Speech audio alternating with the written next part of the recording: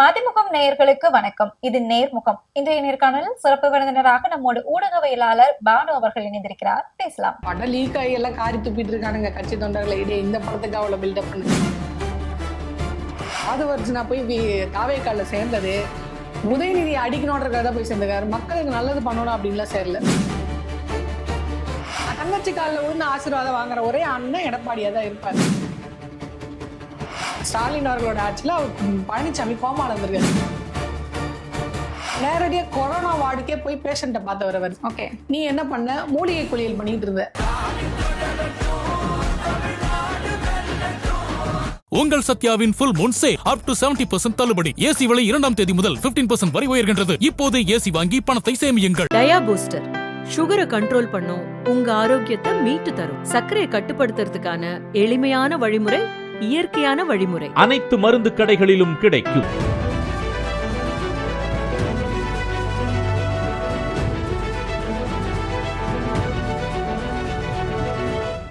வணக்கம். வணக்கம். நேர்முகம் நிகழ்ச்சியை சந்தித்ததுல ரொம்ப ரொம்ப மகிழ்ச்சி. ஜனநாயகன் படம் ரிலீஸ் ஆனதுக்கு காரணமே எல் முருகனும் உதயநிதியும் கூட்டு சதி செஞ்சுதான் இதை வெளியிட்டாங்க அப்படின்னு ஆதவர்ஜனா அவர்கள் சொல்லியிருக்காங்க.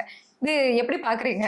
இந்த வடிவேல் சொல்லுவார்ல, அது போன மாசம், இது இந்த மாசம். முன்னாடி என்ன சொன்னீங்க? இந்த படம் டிஎம்கேக்கு எதிராக இருக்கு, ஜனநாயகன் வந்தா டிஎம்கே ரொம்ப மோசமா பாதிக்கப்படும்.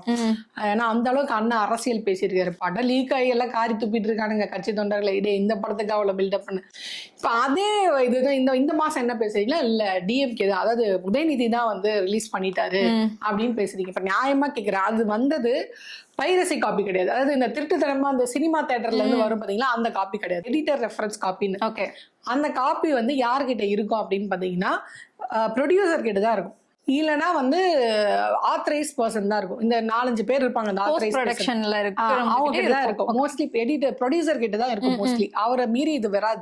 அப்படி இருக்கும். இப்போ ஒரு சென்சாருக்கு போயிடுச்சு, சென்சார்ல இருந்து இது லீக் ஆயிடுச்சான்னு கேட்டா 3 மணி நேரம் இருக்கு படம். இந்த படத்தை 3 மணி நேரம் சென்சாரே இல்லாம தான் வெளியா இருக்கு. அன்கட் வெர்ஷன் சென்சார் போயிருந்தா எப்படி அது அன்கட் வெர்ஷன் வெளியே வந்திருக்கும் அப்படின்ற இன்னொரு கேள்வி. இப்போ ப்ரொடக்ஷன் மேனேஜர் கூட இருக்க யாரோ, ப்ரொடக்ஷன் கம்பெனில கூட இருக்க யாரோ தான் இதை ரிலீஸ் பண்றதுக்கான வாய்ப்பு இருக்கு. ஏன்னா அதுல நான் படம் பார்க்கல, ஆனா ஃபேஸ்புக்ல தொடர்ந்து இது ஒரு பெருமையான விஷயம் நினைச்சிட்டு தாவேக்கா தொண்டர்கள் இதை தொடர்ந்து பரப்பிட்டே இருக்காங்க. எங்க அண்ணனை பாரு. ஆனா பைத்தியங்களே, உங்க அண்ணனுக்கு தாண்டா இது, அவருக்கு தாண்டா ப்ரொடக்ஷன் நஷ்டம் அப்படின்னா. அவருக்கு என்ன நஷ்டம்? ப்ரொடக்ஷனுக்கு தாண்டா நஷ்டம். உங்க அண்ணனுக்கு இது தோல்வி தானே. உங்க அண்ணன் நேரடியா உங்களால சினிமா தியேட்டர்ல ரிலீஸ் பண்ண முடியாம திருட்டுத்தனமா லீக் தானே பண்ணிருக்காரு. இது உங்க அண்ணனுக்கு தோல்வி தானே. ஆனா அது புரிஞ்சுக்காம இவங்க பெருமையா ஸ்டேட்டஸ் வைக்கிறாங்க, ரிலீஸ் பண்றாங்க. அந்த பக்கம் அதாவது ஒண்ணும் இல்ல, எம்ஜிஆர் சாட்டை தூக்கி போடுற மாதிரியா, சிரிக்கிற மாதிரி, இதுதான் உங்க பில்டப்பா, இதுக்கான இவ்வளவு பண்ணீங்க. அதுதான் Facebookல எல்லாம் ஷேர் பண்ணிட்டே இருக்காங்களே. அப்புறம் நம்ம எதுக்கு போய் தனியா வேற பாக்கணும்? சோ அந்த மாதிரிதான் இருக்கிறாங்களே தவிர்த்து அந்த படம் பாலையாவே பெட்டர் ஃபார் பெர்ஃபார்மன்ஸ். அந்த அதிகமா ஃபேன்ஸ் இப்ப வர ஆரம்பிச்சிட்டாங்க. இவரோட பாலையா நல்லா பண்றாரு அப்படின்னு விஜய் ஃபேன்ஸ் எல்லாம் அங்க போக ஆரம்பிச்சிட்டாங்க. அந்த மாதிரி அந்த நிலைமையில இருக்கு.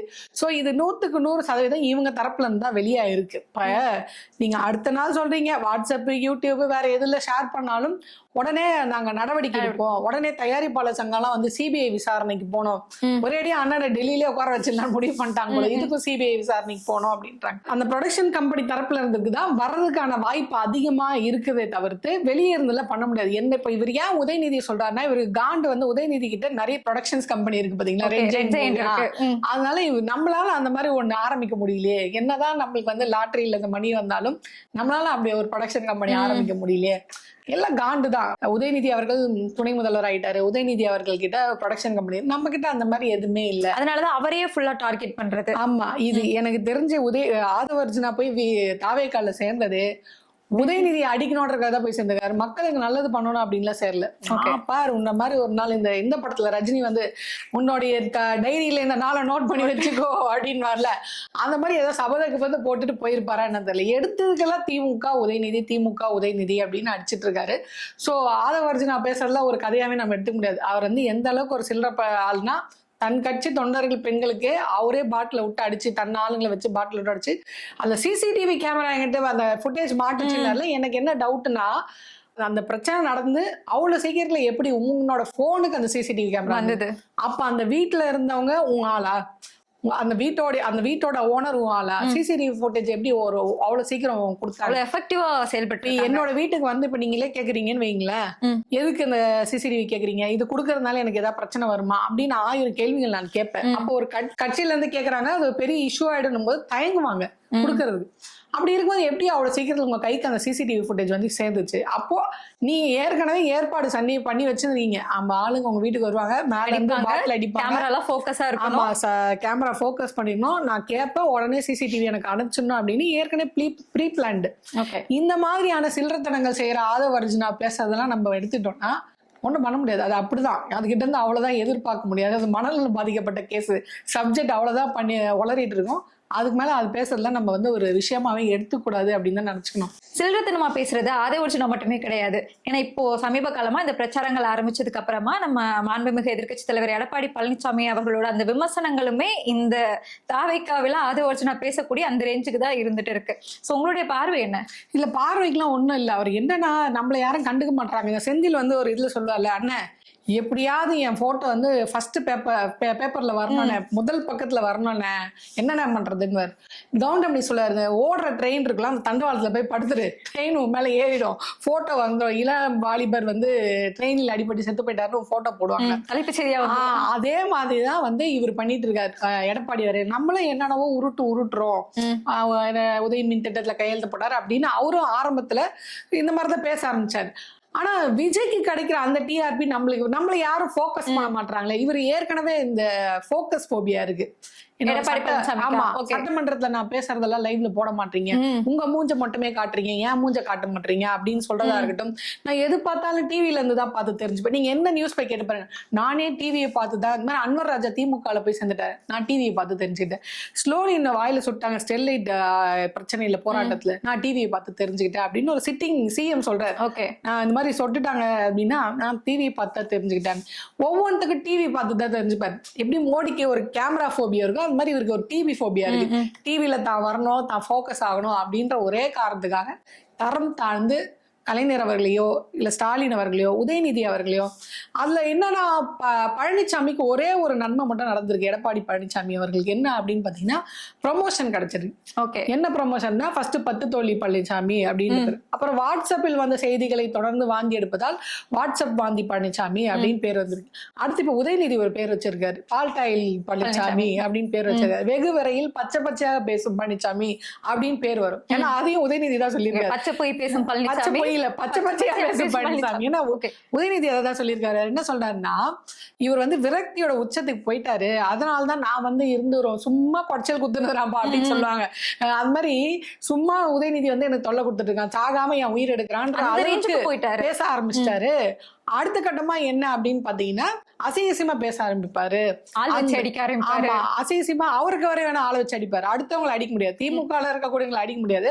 அடுத்தவங்களை இப்ப இந்த பாட்டில் மணி அடிச்சார்ல ஆதவர்ஜுனா, அந்த மாதிரி இவர் கூட்டத்துக்குள்ள 2 பேர் கட்டையை விட்டு இங்க இருந்து அடிக்க வச்சுட்டு, ஐயோ திமுக சதி, இன்னும் அது ஒண்ணுதான் சொல்லாம இருக்காரு. திமுக சதி அப்படின்ற தாவேக்கா டைலாக் தான் சொல்லாம இருக்காரு. வெகு விரைவில் அதையும் சொல்ல ஆரம்பிச்சிடாரு. இப்ப அதே லெவலுக்கு நம்மளுக்கு டிஆர்பி ஏறணும், லைம் லைட்ல வரணும் அப்படின்றதுக்காக தான் இந்த மாதிரியான கேவலமான மோசமான விமர்சனங்களை வந்து தொடர்ந்து எடப்பாடி அவர் வந்து சொல்றாரு. அவர் கேக்குறாரு, உங்க ஆட்சியில புயல் வந்ததா, மழை வந்ததா, வெள்ளம் வந்ததா, வறட்சி வந்ததா, அதெல்லாம் வந்து இயற்கையா வர்றது, தானா வர முடியாது. அதெல்லாம் வந்தா அந்த ஆட்சி எப்படி அது துரிதமா நடவடிக்கை எடுக்குது அப்படின்றதுதான் விஷயம். இப்ப நான் வந்து நீங்க வந்து ஒவ்வொரு டிசம்பர்லயும் நம்ம வந்து ஒவ்வொரு புயல் பார்த்துட்டு தான் இருக்கோம். திமுக ஆட்சியில எத்தனை புயல் வந்துச்சு போச்சு நம்ம பார்த்துட்டு தான் இருக்கோம். இப்ப இதுல இருந்து என்ன தெரியுது, அவர் வந்து கோமால இருந்திருக்காருன்னு நினைக்கிறேன். ஸ்டாலின் அவர்களோட ஆட்சியில அவருக்கு பழனிசாமி கோமால இருந்திருக்காரு. எத்தனை புயல் வந்துச்சு, புயல் வந்ததா அப்படின்னு கேக்குறேன். அந்த புயல்ல எப்படி நடவடிக்கை எடுத்தாங்க?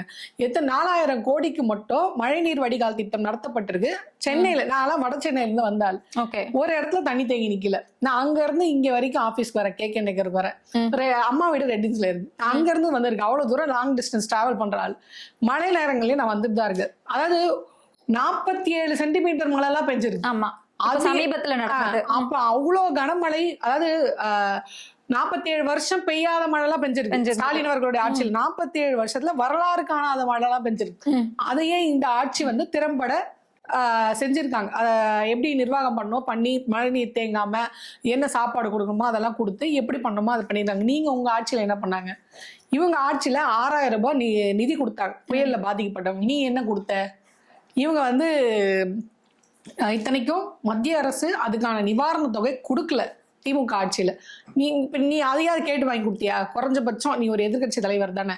இப்ப இந்த மாதிரி எங்க இதுல வந்து இவ்வளவு தூரம் புயல், மழை, வெள்ளம், மக்கள் டெல்டா மாவட்டம் எல்லாம் வந்து பாதிக்கப்படுது, ஏதாவது கொடுக்க வேண்டிய நிதி கொடுங்க அப்படின்னு கேட்டு ஒரு எதிர்கட்சி தலைவரை வாங்கி கொடுத்துருப்பீங்களா? இல்லையே. இல்ல அது வந்து ஆபத்தான புயல் அப்படின்னு அங்கீகரிக்கப்பட்டாதானே நமக்கு நிதி கிடைக்கும்.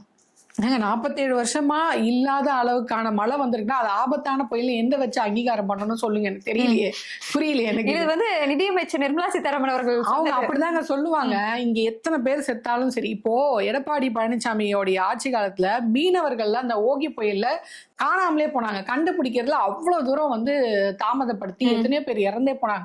அதுக்கப்புறம் அங்க இருந்து டெல்லியில இருந்து ஆள் அனுப்பிச்சு ஹெலிகாப்டர் மூலியமா போய் எல்லாம் கண்டுபிடிச்சிருந்தாங்க. அவ்வளவு மோசமான நடவடிக்கை வந்து ஏடிஎம்கே பீரியட்ல நடந்தது. டிஎம்கே பீரியட்ல அப்படி ஏதாவது ஒரு சம்பவம் நடந்ததா? இத்தனை புயல், வெள்ளம், மழை வந்ததுல ஏதாவது நடந்ததா? நடக்கலையா? அப்புறம் நீ என்ன புயல், கொரோனா காலத்துல இவர் காலத்துல கொரோனா வந்ததா? நாங்க வந்து ஃபார்மசி படிச்சிருக்கேன். நான் வந்து அந்த கொரோனா வரும்போது ஹாஸ்பிட்டல், கவர்மெண்ட் ஹாஸ்பிட்டல்ல ட்ரைனிங்ல இருக்கேன். அந்த கரெக்டா அந்த செகண்ட் வேவ் வரும்போது, அந்த ஃபர்ஸ்ட் வேவ்ல இருந்து செகண்ட் வேவ் வரும்போது, கொரோனா பீக்ல இருக்கும்போதுதான் முதலமைச்சர் ஆட்சிக்கே வராரு இல்ல, மே மாசம். செகண்ட் வேவ் வரும்போது, அதாவது செகண்ட் வேவ் ஃபர்ஸ்ட்ல இருந்து செகண்ட் வேவ் வரும்போது ஸ்டாலின் அவர்கள் ஆட்சிக்கு வராரு. அது வரைக்கும் இல்லாத அளவுக்கான அதிரடியான நடவடிக்கைகள் எடுக்கப்பட்டது. மெகா தடுப்பூசி முகாம்கள் நடத்தினாங்க. அந்த தற்காலிக படுக்கை இருக்கு பாத்தீங்களா, அந்த தற்காலிக படுக்கைகளை அதிகப்படுத்தினாங்க. அதே மாதிரி அந்த பேஷண்ட்ல வைக்கிறதுக்கான தனியான இது இருக்கு பாத்தீங்களா, அதுக்கு தனியான தற்காலிகமா ரெடி பண்றது எல்லாமே டக்கு டக்குன்னு அவங்கள வச்சிருக்கிறதுக்கான வார்டு, பெட் எல்லாத்தையுமே தற்காலிகமா அடுத்து பண்றாங்க. வர்த்தக மையங்கள் எல்லாத்தையுமே அந்த தற்காலிக எதெல்லாம் மூடி கிடக்குது, இந்த இடம்லாம் மூடி கிடக்குதா, இதெல்லாம் ஓபன் பண்ணுங்க, இதை வாடை மாத்துங்க, அங்க பெட்டை போடுங்க, பேஷண்ட் அங்க போய் இது பண்ணுங்க. வடநாட்டுலலாம் மரத்துக்கு அடியில படுத்துட்டு இருந்தாங்க ஆக்சிஜன் கிடைக்கும் அப்படின்னு. ஆக்சிஜன் சிலிண்டர் தட்டுப்பாடை குறைச்சவர் ஸ்டாலின் அவர்கள். வந்த உடனே அந்த பிபிடி கிட் இருக்கு பாத்தீங்களா, அதை போட்டுட்டு நேரடியா கொரோனா வார்டுக்கே போய் பேஷண்ட்டை பார்த்தவர் அவர். ஓகே, நீ என்ன பண்ண? மூலிகை குளியல் பண்ணிட்டு இருந்த உங்க மாமியார் வீட்டுல. நீ வந்து அவரை பேசிட்டு இருக்கு. இப்போ நான் பேசும்போது நீ வா போன்னு நான் பேசுறேன் பாத்தீங்களா. இப்ப நானே வந்து எடப்பாடி நீ பயங்கரமா கொண்டு வரையா திட்டங்கள்லாம், நீ எவ்வளவு அடிச்சிருக்க, நீ எவ்வளவு ஊழல் பண்ணிருக்க அப்படின்னு நான் பேசுனேன்னு வைங்க, இதை ஏத்துப்பாங்களா?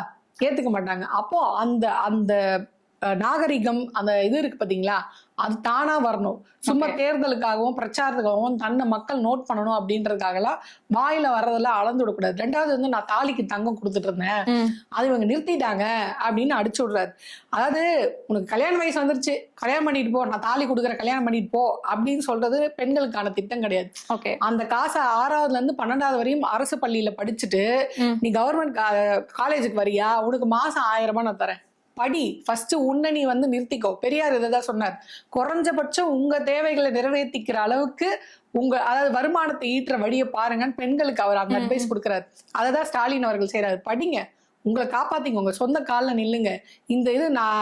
இந்த அரசு அதை செய்யுது அப்படின்னு 1000 ரூபாய் வந்து அவர் கொடுக்குறாரு. அந்த தாலிக்கு தங்கத்தை தான் இவர் 1000 ரூபாய் கொடுக்குறாரு. இப்ப தாலிக்கு தங்கம் எல்லா பெண்களுக்கும் போய் சேருமா, இல்ல காலேஜ்ல இருக்க ஒவ்வொரு மாணவிகளுக்கு வந்து 1000 ரூபாய் கொடுக்குறாங்க, இது எல்லா பெண்களுக்கும் போய் சேருமா? எது அதிகப்படியா போய் சேரும்? இப்போ ஒரு வருஷத்துக்கு 12,000, 5 வருஷத்துக்கு என்னாச்சு? அப்ப அதை விட இதுவும் அந்த இதுக்கு தானே வருது. அந்த தாலிக்கு தங்கன்றது சர்டைன் இதுக்கு மட்டும் தான் போகும். எல்லாரும் இந்த காலேஜ் ஸ்டூடெண்ட்ஸ் நம்பரும் கல்யாணம் ஆகிற பெண்களோட நம்பரும் ஈக்குவல் கிடையாது. அப்ப அதிகப்படியாக பெண்கள் எந்த திட்டத்துல வந்து பயன்பெறாங்க? புதுமை பெண் திட்டத்துல தானே பயன்பெறாங்க. அப்படி இருக்கும்போது தாலிக்கு தங்கத்தை இவர் நிறுத்திட்டாரு, இவர் பெண்களுக்கு பாதுகாப்பு இல்லாத ஆட்சி. முதல்ல பெண்களுக்கு பாதுகாப்பு இல்லாத ஆட்சின்னு சொல்ற நிறுத்தணும். ஏன்னா இவங்க ஆட்சிக்கு வந்த பிறகுதான், அதாவது திமுக ஆட்சிக்கு வந்த பிறகுதான் பெண்களுக்கு பாலியல் ரீதியான துன்புறுத்தல் வந்தா பிரேம் பண்றாங்கன்னு வச்சுக்கோங்களேன், அவங்களுக்கு நீங்க உயிர் வாழ்ற வரைக்கும் ஆயுள் தண்டனை, அதாவது சாகும் வரை ஆயுள் தண்டனை கொடுக்குறாங்க. இது மட்டும் இல்லாம குழந்தைங்களுக்கு அந்த மாதிரி பண்ணீங்கன்னா மரண தண்டனையை விதிக்கிறாங்க. இந்த மாதிரியான சிறப்பு சட்டங்கள்ல பெண்களுக்காக இயற்றினது திமுக தான். ரெண்டாவது, அந்த மாதிரி குற்றச்சாட்டே வந்து நடக்கலையா திமுக ஆட்சியில அப்படின்னு கேட்டா அது எல்லா ஆட்சியிலும் நடக்கதான் செய்யும். ஆனால் அதற்கான நடவடிக்கை என்ன எடுக்கப்படுது? இவர் சொல்றாருல, பொள்ளாச்சி பாலியல் சம்பவம் யாரோட ஆட்சியில் நடந்தது? அதிமுக ஆட்சியில் தான் நடந்தது. ஆனா உங்க ஆட்சியில அதுக்கு தண்டனை வாங்கி கொடுத்தீங்களா? யார் ஆட்சியில அது தண்டனை வாங்கி கொடுக்கப்பட்டது? இவங்க ஆட்சியில் தானே. இப்ப சொல்லுவாங்க உங்க ஆட்சியில தானே அண்ணா யூனிவர்சிட்டியில வந்து இந்த மாதிரி ஒரு பாலியல் தண்டனை வாங்கி கொடுத்துட்டோம்ல, ஆயுள் தண்டனை வாங்கி கொடுத்துட்டோம்ல, அதே ஆட்சியிலே கொடுத்துட்டாங்க. அவங்க ஆட்சியிலே கொடுத்துட்டாங்கல்ல. இப்போ இந்த சாத்தான்குளத்துல நடந்ததுக்கு மரண தண்டனை, 9 போலீஸ்க்கு மரண தண்டனை. உங்க ஆட்சியில என்ன நடந்தது? சாத்தான்குளம் மரணம் யாரோட ஆட்சியில் நடந்தது? ஏடிஎம்கே ஆட்சியில. இன்னைக்கு யார் ஆட்சியில அதுக்கான தண்டனை கிடைக்குது? அந்த மாதிரி தப்புகள் நடக்கும்போது அதுக்கான நடவடிக்கைகள் எவ்வளவு துரிதமா நடக்கப்படுது, அதுக்கான எவ்வளவு கடுமையான சட்டங்கள் கொண்டு வரப்படுது அப்படின்றத நம்ம நோட் பண்ணுமே தவிர்த்து, எங்க ஆட்சி உங்க ஆட்சியில் நடந்துச்சு, உங்க ஆட்சி சரியில்லை, உங்க ஆட்சி இது பண்ணல, பிளாட்டான ஸ்டேட்மெண்ட். ஒரு டேட்டாவா அவங்களுக்கு பேசவோ அடிக்கவோ தெரியாது.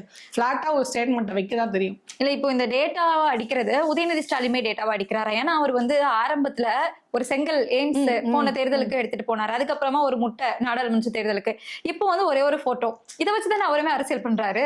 இல்ல அப்ப அது நடக்கிறது தானே அவர் காட்டுறாரு, மக்களுக்கு புரியணும்ல. இப்போ நீங்க ஏன் அஜித்தோட போட்டோ, அஜித் கூட நீங்க எடுத்த போட்டோ எடுத்து காமிச்சிட்டீங்க, அஜித் கூட எடுத்து, இதெல்லாம் அரசியல். அவராக நீ எப்படி தவழ்ந்து போய் முதல்வர் ஆனீங்க அப்படின்றத காட்டுறாரு. அதை கூட அவர் ஏன் காட்டுறாருன்னா, இவர் அதை நியாயப்படுத்துறாரு. தவழ்ந்துலாம் போல, நான் ஆசீர்வாதம் வாங்கினேன், பெரியவங்க காலில் சின்னவங்க விழுந்தது தப்பா அப்படின்னு நியாயப்படுத்துறாரு. மக்களால் தேர்ந்தெடுக்கப்பட்ட முதல்வரா இபிஎஸ்னா கிடையாது. நீ தவழ்ந்து போய் எப்படி ஆட்சி, பெரியவங்க கால்னா சசிகலா ஆமா சின்னவங்க தங்கச்சி காலில் விழுந்து ஆசீர்வாதம் வாங்குற ஒரே அண்ணன் எடப்பாடியா தான் இருப்பார். அந்த அளவுக்கு அதை நியாயப்படுத்தினால தான் நீ எந்த மாதிரி ஆட்சிக்கு வந்த, நீ மக்களால் தேர்ந்தெடுக்கப்பட்ட முதல்வர் இல்ல அப்படின்றத. இப்ப எய்ம்ஸ் கல்லுன்றது நீங்க கொண்டு வந்த திட்டம், ஆனா கட்டல, செங்கல் நட்டுட்டு போனா அது அப்படியே இருக்கக்கூடிய சிம்பிள். சோ இந்த போட்டோ அப்படின்றது நீ மக்களால் தேர்ந்தெடுக்கப்பட்ட நபர் எடப்பாடி அல்ல, அவர் தவழ்ந்து வந்து முதல்வர் ஆனவர். சோ அவரு மக்கள் தேர்ந்தெடுக்கிற அளவுக்கு அவருக்கு என்ன கிடையாது, வருத்த கிடையாது. மக்கள் உன்னை அந்த அளவுக்கு எல்லாம் நீ வருத்த கிடையாதுப்பா, நீ அதுக்கு சரிப்பட்டு வரமாட்டப்பா அப்படின்னு சொல்லுவாங்கல்ல. எதுக்குடா நான் சரிப்பட்டு வரமாட்டேன், அந்த மாதிரி எடப்பாடி அதுக்கெல்லாம் சரிப்பட்டு வர மாட்டாரு. அவ்வளவு பெரிய ஆள் கிடையாது அவரு. அவர் தவழ்ந்து முதல்வர் ஆனாரு அப்படின்னு மக்கள் கிட்ட புரிய வைக்கிறதுக்கு தான் அந்த போட்டோ. இப்ப நீ எதுக்கு அஜித் போட்டோ எடுத்துற? அஜித்துக்கும் நீ பண்ற அரசியலுக்கு என்ன சம்பந்தம்? ஏன்னா இவங்க தொகுதியிலாம் டிவிகே ஃபேன்ஸ், அதாவது விஜய் ஃபேன்ஸ்லாம் இவங்க ஓட்டுக்கு இவங்களுக்கு கிடைக்காம அங்க போயிட்டு இருக்குல்ல. அப்ப என்ன பண்ணலாம், அஜித்தோட ஃபேன்ஸை நம்ம பக்கம் இழுப்போம். ஏன்னா அஜித் ஃபேன்ஸ் வந்து டிவிகேக்கு ஓட்டு போட மாட்டாங்க, டிஎம்கே போடாம நம்ம பக்கம் இழுப்போம். அதுக்கு முன்னாடி நம்ம போய் இழுத்துருவோம். ஆமா பாருங்க, அஜித்தே என் கூட தான் போட்டோ எடுத்து வச்சு, அப்பனா 100 போட்டோ வெளியிடுவாங்க டிஎம்கே சைட்ல இருந்து. ஸ்டாலின் அவர்கள் கூட அஜித் எடுத்த போட்டோ 100 போட்டோ உதயநிதி அவர்கள் வந்து வெளியிட முடியும், நானும் அஜித் எடுத்த போட்டோ பாருங்க அப்படின்ட்டு. அப்படி இருக்கும்போது இதெல்லாம் ஒரு அரசியல்னு அவர் பண்ணிட்டு இருக்காரு. அரசியல் ரீதியா இது பண்ணு. இவர் போட்டோ காட்டுறாருன்னா இது என்ன போட்டோ, இதாவது அரசியலுக்கு அதுக்கு சம்பந்தம் இருக்கு. இந்த போட்டோக்கு இதுக்கு என்ன சம்பந்தம், அரசியலுக்கு அதுக்கு என்ன சம்பந்தம்? பிச்சை கேட்கிறாரு, ஓட்டு போடுங்க. அதுவும் மாணவர்கள்கிட்டே பிச்சை என்னன்னா, ஆல் பாஸ் போட்டது நானு கொரோனால, ஓட்டு மட்டும் விஜய்க்கா போட்டாருல்ல, அவங்களும் போடணும். போடாம என்ன பண்ணீங்க, கொரோனால என்ன பண்ணீங்க சொல்லி லாக்டவுன் போட்டாச்சு, ஸ்கூல் கிடையாது, எல்லாரும் வீட்டுல உட்காந்துட்டு இருக்கான். இந்த சமயத்துல ஆல் பாஸ் போடாம நீ மட்டும் மகனே ஃபெயில் போட்டிருந்தா உன்னை உண்டு இல்லைன்னு இந்த தமிழ்நாட்டு மக்கள் பண்ணிருப்பாங்களா, பண்ணிக்க மாட்டாங்களா? நியாயப்படி இதுதான் பண்ணி ஆகணும். நீங்க வேற வழி கிடையாது. One way. ஏதோ ஒரு வேலை நீட்டிட்டு ஏதாவது ஒண்ணு தொடர், என்னடா ஒரு வேலை நீட்டிட்டு ஏதாவது ஒண்ணு, உனக்கு இருக்க ஒரே ஆப்ஷன் அதுதான். பாஸ் தான் போட்டாங்க, நான் பாஸ் போட்டல, ஏதாவது பார்த்து செய்யுங்க அப்படின்ற மாதிரி கெஞ்சிட்டு இருக்காரு. நான் பாஸ் போட்டேன், விஜய்க்கு ஓட்டு போடாதீங்க அப்படின்னு. இதே விஜய் தான் கூட்டணிக்கு வரணும் அப்படின்னு கெஞ்சிட்டு இருந்தாரு ஒரு காலத்துல. விஜய் கூட்டணிக்கு வரலன்னா அவனுக்கே ஓட்டு போடுறீங்க, அவர் வந்து வெறும் சினிமா நடிகர், படம் பார்த்தோமா வந்தமா இருங்க, ஓட்டு போடாதீங்க அப்படின்றீங்க. இப்ப இப்படியும் பேசுவேன் அப்படியும் பேசுவேன். நான் வேற சொல்லுவாங்களே ஒரு விஷயம், நம்மளே காட்டி கொடுக்குறோமோ நம்மளே கூட்டி கொடுக்குறோம், கொண்டு வைப்பாங்க, அவங்களே வைப்பாங்களா அவங்களே எடுப்பாங்களா, அந்த மாதிரி ஆள் தான் இபிஎஸ்ஐ தவிர்த்து அவருக்கு வந்து இஸ் ஃபிட் ஃபார் ஒரு சிஎம்மா இருக்கிறதுக்குலாம் ஃபிட்டே கிடையாது. இல்ல இப்போ இபிஎஸ்க்கு தகுதி இல்லை அப்படின்னு சொல்றோம். உதயநிதி அவர்களுக்கு வந்து என்ன அனுபவம் இருக்கு, அவரை வந்து இந்த தேர்தலில் வந்து அதிகமா முன்னிறுத்துறத நம்ம பார்க்க முடியுது. ஒரு எதிர்கட்சி தலைவர் கூட ஒரு துணை முதலமைச்சரை தானே மோத வைக்கிறாங்க, முதலமைச்சரை மோத வைக்காம. அவருக்கு என்ன அனுபவம்? இல்ல எனக்கு புரியல, அவர் மோத வைக்கிறாங்கன்னா எப்படி மோத வைக்கிறாங்க? இவரா வாண்டடா போய் உதயநிதியை வம்புக்கு இழுக்கிறாரு. உதயநிதி ஏதாவது ஒரு இடத்துல வாண்டடா இபிஎஸ் வந்து பேசினாரா? இல்ல இவர் என்ன சொல்றாருன்னா, நீங்க தான் என்ன பேச வைக்கிறீங்க, நீங்க தான் ஆரம்பிச்சீங்க அப்படின்னு. உதயநிதி இவர் வந்து போட்டோ எடுத்து ஆரம்பிச்சிட்டாரு. அவரை வந்து இவர் வந்து அரசியல்னா 4 பேர் விமர்சனம், பிரச்சாரம்னா 4 பேர் விமர்சனம் பண்ணதான் செய்வாங்க. சரிக்கு சமமா நிப்போ எதிர்க்க அவருங்க போட்டோ காமிச்சாங்களே, நீங்க அந்த மாதிரி ஏதாவது போட்டோ காட்டுங்க. அதாவது அவர் துணை முதல்வர், அவருக்கு வந்து இது பத்தல அப்படின்றீங்க. அவர் ஒண்ணும் இல்ல, ஒரு விளையாட்டுத்துறை அமைச்சரா அவர் இருந்தார். களக்கூத்தாடின்னு சொல்லுவாங்க இல்லையா, இந்த கம்பி மேல நடக்கிறதுன்னு சொல்லுவாங்க. இதுக்குன்னு ஒரு இன பிரிவு இருப்பாங்க. இப்ப இவர் ஒரு துணை முதல்வர், அதாவது ஒரு ஸ்போர்ட்ஸோட மினிஸ்டரா இருக்காரு. இது எந்த அளவுக்கு யோசிக்கிறாருன்னா, இவங்களுக்கு இது ஜெனட்டிக்காவே நல்லா வருது, அப்ப இதுல இவங்களுக்கு ஸ்போர்ட்ஸ்ல ட்ரைனிங் கொடுத்தா இவங்க போய் மெடல் அடிப்பாங்கன்னு மெடல் வாங்க வைக்கிறாரு ட்ரைனிங் கொடுத்து. அவங்க அதே தான் இருக்கணும். இபிஎஸ் அவர்கள் தேர்ந்தெடுக்கிற பாதை குலக்கல்வி என்ன இது பண்ணி அந்த மாதிரி குத்து விளக்கு கொலை விளக்கு கை விளக்குன்னு போயிட்டு இருக்காரு. நீ உனக்கு இது ஜெனட்டிக்காவே இது வருது. அப்ப இதை உனக்கு ஸ்ட்ராங் பண்ண நீ வந்து நேஷனல் லெவல் இன்டர்நேஷனல் லெவல் போய் மெடல் அடிப்ப அப்படின்னு அப்படி கொண்டு வர்றாரு. இது எந்த அனுபவத்தின் பேர்ல அவர் பண்ணது? அனுபவம்ன்றது மக்களோட இதுவா இருந்து சிந்திக்கிறதுல இருந்து தான் வருது. நீ வந்து உன் பதவி பொதுச் செயலாளர் பதவி, நான் வந்து முதல்வர் ஆனா போதும், கேண்டிடேட் ஆனா பதவியை நோக்கி நகர்றவங்க இந்த மாதிரி சிந்திக்க மாட்டாங்க. ரெண்டாவது, உதயநிதியை வந்து இவர் அடிக்கிறாருன்னா, நான் தான் சொன்னல ஏற்கனவே ஏதோ ஒன்று பேர் வாங்கணும் அவ்வளவுதான். அப்படி பார்த்தா ஸ்டாலினே தானே அடிச்சாரு. ஸ்டாலின் தான் மாத்தி மாத்தி பேசிட்டு இருக்காங்க. சோ இவருக்கு திமுக இருக்கவங்கள அடிக்கணும். அது யார் அடிச்சா வேலைக்கு ஆகும்னா உதயநிதியும் ஸ்டாலின் வரலாம். அதாவது என்னன்னா இங்க 2 பேர் பண்ணிட்டு இருக்காங்க தாவேக்கால. விஜய் வந்து ஸ்டாலின் அடிப்பாரு, ஆதவ அர்ஜுனா வந்து உதயநிதி அடிப்பாரு. இப்ப நம்ம கிட்டதான் 2 ஆள் இல்ல, நம்ம ஒரே ஆள் தானே இருக்கோம். அப்ப அந்த 2 வேலையும் நம்மளே சேர்த்து செஞ்சிருவோம் அப்படின்ட்டு இவரே ஸ்டாலினே அடிக்கிறாரு, இவரே உதயநிதியும் அடிக்கிறாரு. One man army. ஆமா, அவர் அடிக்கிறதுக்கு மட்டும்தான் அவர் ஆர்மி. மத்தபடி வேற யாரும் இல்ல. பின்னாடி யார் இருக்கா? எல்லாரும் போட்டுட்டு போயிட்டாங்க. ஓபிஎஸ் போயிட்டாரு, செங்கோட்டையன் போயிட்டாரு, டிடிவி போயிட்டாரு. யார் இருக்கா? டிடிவி கூட தான் இருக்கிறாரு. அவர் என்டிஏ கூட்டணியில இருக்காரு, எடப்பாடி கூட்டணியில இல்ல. அவர் உங்ககிட்ட என்ன நான் சீட் ஷேரிங்க பத்தி பேசுறேன்னா டைரக்டா ஜி கிட்ட பேசிக்கிறேன் அப்படின்ட்டு உன்னை 10 பைசா கூட மதிக்கல. அந்த அளவுக்கு தான் இருக்காரு அவரு ஏன் நான் போட்டியிட மாட்டேன்றாரு. சோ அவரு வந்து வற்புறுத்தி தான் உள்ள கூட்டம் வந்து வச்சிருக்காரு, விரும்பி எல்லாம் வரல. அப்பயும் பாருங்க, அவர் என்டிஏ கூட்டணியில இருக்காரு, பாஜக கூட இருக்காரு. அவர் அதிமுக கூட கொண்டு இல்லை. இப்ப அன்புமணி அதிமுகல இருக்க மாதிரி பாஜக கூட தான் வந்து இவர் இருக்காரு. சோ அவங்க தனி, இவங்க தனிதான். இவர் வந்து இன்னும் டிடிவி வந்து போயிட்டாரு. ஆமா, நீ உங்ககிட்ட இது பண்றதுக்கு நான் அங்கே காலில் விழுறதுன்னு ஆகி போச்சு. யார் காலில் விழுந்தா உங்க காலில் விழுறதுக்கு டைரக்டா அவர் முதலாளி காலிலே நான் விழுந்துடுறேன் அப்படின்னு அவர் அங்க போய் முதலாளி காலில் விழுந்து அங்க சரண்டர் ஆயிட்டாரு. ஜி உள்ள மட்டும் தூக்கி போடாதீங்க ஜி, என்ன வேணாலும் பண்ணுங்க, ஃபைல மட்டும் தூசி தட்டாம அப்படி வச்சிருங்க ஜி அப்படின்னு சொல்லி ஃபைல தூக்கி வைக்கிறதுக்காக தான் அங்க போய் கூட்டணி வச்சிருக்காரு. தவிர்த்து டிடிவி எல்லாம் ஜெல் ஆகல. அதுதான் உண்மை. சோ எல்லாரும் பிச்சு கட்டிட்டு போயிட்டதுனால இவர் ஒன் மேன் ஆர்மியா நீங்க சொன்ன மாதிரி அடிச்சிட்டு இருக்காரு 2 பக்கம். வேற ஒண்ணுமே கிடையாது. எல்லாருமே வந்துட்டு பிரச்சாரங்கள் செஞ்சுட்டு இருக்காங்க. அந்த பிரச்சாரங்கள்ல ஏதோ ஒரு பிரச்சனை செய்யறாங்க, அதை பத்தி பேசிட்டு இருக்கோம். தாவேகா தலைவர் விஜய் அவர்கள் வந்து பிரச்சாரத்தை ரத்து செய்யறதே இப்போ வந்து ஒரு பிரச்சனையா மாறி இருக்கு. கடலூர்ல பிரச்சாரம், உதயநிதி அவர்களுக்கு அந்த பெர்மிஷன் கூட மறுக்கப்பட்டு 8 மணி நேரம் விஜய்க்கு வந்து கொடுக்கப்பட்டது. ஆனா இது வந்து ரத்து செஞ்சிருக்காங்க விஜய். காரணம் கேட்டா நிர்வாக கோளாறு அப்படின்னு சொல்லியிருக்காங்க. உங்களுடைய பார்வை என்ன? திமுக சதி அப்படின்னு சொல்லுவாங்க. இந்த வாட்டி வந்து நிர்வாக கோளாறு, இவங்களும் ஒரு கோளாறு, நிர்வாகமும் ஒரு கோளாறு. அதனால கோளாறுக்கு கோளாறு சரியா போயிடுச்சு. ஏன்னா எத்தனை நாளைக்கு தான் அதையே சொல்ல முடியும்? இவங்களுக்கு என்னன்னா ஏதாவது பேசவும் முடியல, டிஃபெண்ட் பண்ணவும் முடியல, நலத்திட்டங்கள் சொல்லவும் முடியல. அதனாலதான் நீங்க காரைக்குடியிலேயே பாத்தீங்கன்னா இவங்க எதுக்கு பர்மிஷன் வாங்கினாங்க? பிரச்சாரத்துக்கு பர்மிஷன் வாங்கினாங்க. ஆனா வாண்டடா இவர் என்ன பண்றாரு? ரோட் ஷோ பண்றாரு. பர்மிஷன் வாங்காத ரோட் ஷோ பண்ற, பர்மிஷன் வாங்கின பிரச்சாரத்தை பண்ண மாட்டேன். ஏன்னா அங்க போய் என்ன பேசுறதுன்னு தெரியல. எவ்வளவு நாள் தான் திமுக சதின்னு சொல்ல முடியும்? நான் இந்த நலத்திட்டங்கள் கொண்டு வரேன், இதெல்லாம் பின்தங்கி இருக்கு, இதை முன்னேற்றேன், அந்த மாதிரி எந்த கண்டென்ட்டும் இல்ல உள்ள. சரி, இதை போய் என்னத்தை பேசி அதை வேற அவனுங்க ட்ரோல் பண்ணி, அதனால நாம ஒரேடியா என்ன பண்ணிடலாம், அப்படியே யூ டர்ன் போட்டு இந்த வடிவை சொல்லாருன்னா ஓடிட்டேல அப்படின்ற மாதிரி. ஏன்னா நான் அந்த வீடியோ பார்த்துட்டு இருந்தேன், காரைக்குடி வீடியோ வந்து பார்க்கும்போது. ஆமா, அது இன்னொரு குரல் வித்தை. இந்த குரல் வித்தை என்னன்னா, அவர் வந்துட்டாரு ஸ்பாட்டுக்கு, பேச போறாரு. பொம்பளைங்களாம் பாவம் தண்ணி எல்லாம் தெளிச்சுட்டு எல்லாம் நின்றுட்டு இருக்காங்க. ஏதோ பேச போறாரு அண்ணன். இந்த சந்தானா சொல்லுவாரு, அமைதியாரடா, அவர் ஏதோ இந்த கருத்து சொல்ல வர்றாரு. அந்த மாதிரி வெயிட் பண்ணிட்டு இருந்தா திடீர்னு ஒருத்தர் ஏறினாரு, ஒரு புள்ளியார் படத்தை பெருசா கொடுத்தாரு. அவர் கையை பிடிச்சி இந்த இதுல எல்லாம் ரெஸ்லிங்ல எல்லாம் வின் பண்ண உடனே கை தூக்குவாங்க, அதான் கையெல்லாம் தூக்கி காமிச்சாங்க. என்ன அண்ணன் கையை தூக்கி காட்டுறாரு, இது யாரு, எதுக்கு கை தூக்கி காட்டுறாரு, நம்மளுக்கே ஒண்ணுமே புரியல. அப்புறம் ஓ இவர் வேட்பாளரா, சொல்லுங்கடா சொல்லி. அது ஒண்ணும் இல்ல, அந்த மைக்க வாங்கி அந்த கையை தூக்குற நேரத்திலேயே இவர் தான் வேட்பாளர், இவர் ஆதரிங்கன்னு சொல்லிட்டு போயிருக்கலாம். என்னமோ நான் வந்து அரசு இது பண்றது அப்படியே கடைபிடிக்கிற மாதிரி. கரூர்ல லேட்டா வரும்போது உனக்கு தெரியல, போலீஸ் சொன்ன பேச்ச கேட்காம 41 பேர் கொன்னப்ப தெரியல. இப்ப சீக்கிரமா வந்தாரு பாத்தீங்களா, இந்த பெரம்பூர் பிரச்சாரம் நினைக்கிறேன். அப்ப முன்னாடியே வந்தார்ல, அப்பெல்லாம் வந்து ரூல்ஸ் அண்ட் ரெகுலேஷன்ஸ் வந்து மீறுவேன். இப்ப இங்க காரைக்குடியில மட்டும் 3:30னா 3:30 நான் கரெக்டா போயிருவேன் அப்படின்னு. இவருக்கு என்ன பிளான் பண்றாருன்னா, போகிற பக்கம் எங்கேயுமே கூட்டம் இல்ல, ஓகே, காலியா தான் இருக்கு. இருந்தாலும் நான் 4 மணி நேரம் மதுரையில இருந்து காரைக்குடி வரைக்கும் 4 மணி நேரம். இதுக்கு மேல நம்ம அங்க என்ன பேசுறது, கூட்டம் இல்ல. நீங்க அது நல்லா ட்ரோன் ஷாட்ல பாத்தீங்கன்னா தெரியும், வழக்கமா வர கூட்டத்தை விட காரைக்குடியில கம்மி தான். அந்த 3 தெருவுக்கு வந்து தான் கூட்டம் இருக்கு. இந்த சைடு வந்து காலி பண்ணி வச்சிருக்காங்க, வந்த வழியே ஓடி போயிடு அப்படின்னு. ஏன்னா அது ஒரு ரூல்ஸ் போட்டிருந்தாங்க புரோட்டோகால்ல, எப்படி வந்து அப்படியே ஓடி போயிடு அப்படின்னு ஃபர்ஸ்ட் ரூல்ஸே அதுதான். ஸோ அதனால அப்படியே யூ டர்ன் போட்டு போயிட்டாரு. ரெண்டாவது என்ன அப்படின்னு பாத்தீங்கன்னா, இவர் பிரச்சாரம் ரத்து பண்ணாரு கடலூர்ல அப்படின்னு நீங்க சொன்னீங்க. அவர் இது வந்து முதல் தடவை கிடையாது, இன்னும் நிறைய பிரச்சாரத்தை அவர் வந்து ரத்து பண்ணதே ஒரு முழு கொள்கையா வந்து அவர் வச்சிருக்காரு. ஃபர்ஸ்ட் இந்த கட்சியில வளர்ந்திருக்காருல ஒருத்தர், ஆதவர்ஜுனா, கட்சியில வளர்ந்திருக்காரு. அவரோட பிரச்சாரத்துக்கு அவரும் வளர்ந்துதான் இருக்காரு. ஆமா, அவரும் வளர்ந்திருக்காரு, கட்சியை வச்சு அவரு வளர்ந்திருக்காரு. சோ அவரோட பிரச்சாரத்தை தான் முதல்ல ஆப்படிச்சார். நீ ஒரு ஆளு, உனக்கு வேற நான் வந்து பிரச்சாரம் பண்ணுமா வில்லிவாக்கத்துல அப்படின்னு சொல்லிட்டு, இல்ல ஒத்தி வைக்கிறோம், நாங்க இன்னொரு நாள் வந்து பிரச்சாரம் பண்றோம், கேட்டா போலீஸ் பாதுகாப்பு இல்ல அப்படின்னு சொல்றீங்க.